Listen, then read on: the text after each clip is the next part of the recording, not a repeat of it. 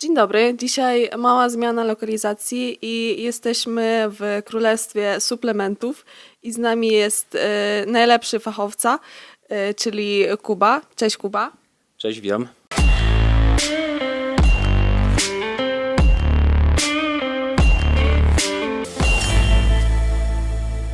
I nasz pierwszy temat to suplementacja osoby początkującej. Na przykład ja przychodzę po raz pierwszy na siłownię i już wiem, że muszę coś suplementować, ale co dokładnie to ty powiedz. Więc jeżeli chodzi o suplementację dla osoby początkującej, to często jest tak, że ci początkujący przychodzą tutaj i od razu chcieliby kupić jak najwięcej. Myślę, że im więcej, tym lepiej. Na szczęście potrafimy ich w cudzysłowie naprostować i sprowadzić na dobre tory, ponieważ ta zasada nie jest tutaj zbytnio skuteczna.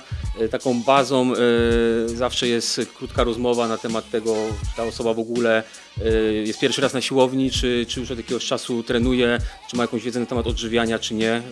Zaczynamy od tego, bo to jest najważniejsze i staramy ich się od razu nakręcić na te dobre tory. Jedzenie jest najważniejsze, odżywki mają być uzupełnieniem i na pewno bazą dla takich osób zawsze prawie jest jakaś odżywka białkowa. Odżywek białkowych mamy bardzo duży wybór.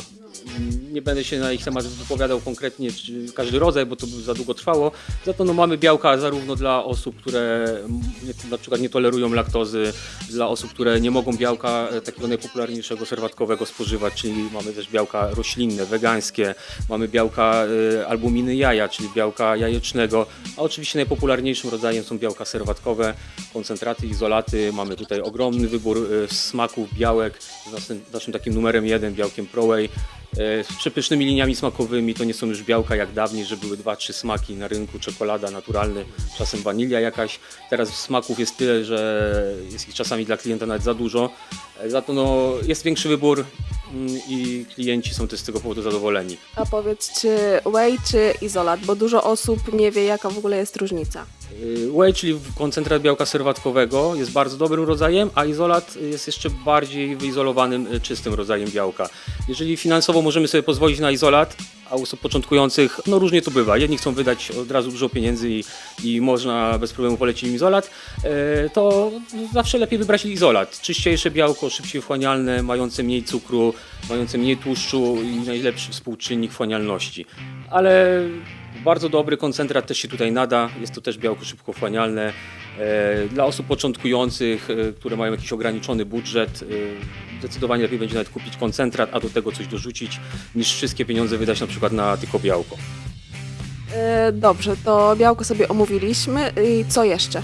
Z takiej podstawowej suplementacji dla osoby początkującej na pewno od początku można wrzucić kompleks witamin, minerałów. Oczywiście ważniejszy w okresie jesienno-zimowym, w okresie letnim, kiedy ta osoba stara się, przynajmniej powinna jeść więcej sezonowych warzyw, owoców. Można sobie taki kompleks zmniejszyć na przykład dawki lub brać tylko w dni treningowe, niektórzy w ogóle odpuszczają. Omega-3, podstawa suplementacji ogólnie prozdrowotnej dla wszystkich, a tym bardziej w okresie zimowym. Polacy jedzą za mało omegi-3 w pożywieniu, jest to od zawsze i to się raczej niestety nie zmienia. Więc dla osób początkujących też same pozytywy przynosząca substancja.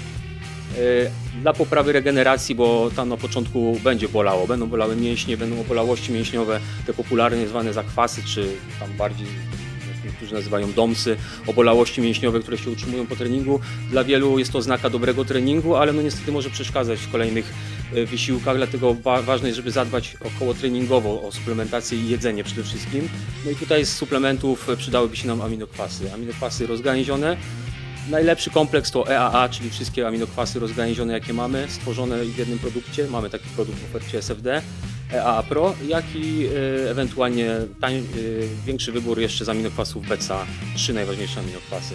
Czyli witaminy, omega-3, aminokwasy, odżywka białkowa.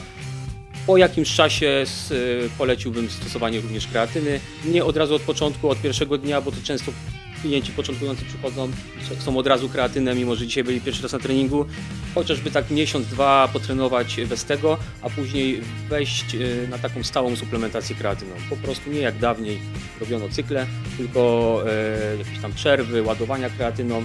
Najnowsze trendy i badania naukowe mówią, że zdecydowanie najefektywniejszą formą jest stała, niewielka, około 3 do 5 gram dziennie dawka kreatyny na długi okres. No i więc jak widzicie, nie ma dużej filozofii w tym wszystkim.